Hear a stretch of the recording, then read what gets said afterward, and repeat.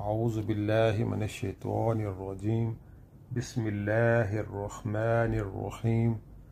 حضرت ابو ہریرہ رضی اللہ تعالی عنہ بیان کرتے ہیں، رسول اللہ صلی اللہ علیہ وآلہ وسلم نے فرمایا، جس شخص نے کسی مومن سے دنیا کی کوئی تکلیف دور کی تو اللہ اس سے قیامت کے دن کی کوئی تکلیف دور فرما دے گا۔ جس شخص نے کسی تنگ دست پر آسانی کی تو اللہ اس پر دنیا و آخرت میں آسانی فرمائے گا۔ جس نے کسی مسلمان کی عیب پوشی کی تو اللہ اس کی دنیا و آخرت میں عیب پوشی فرمائے گا۔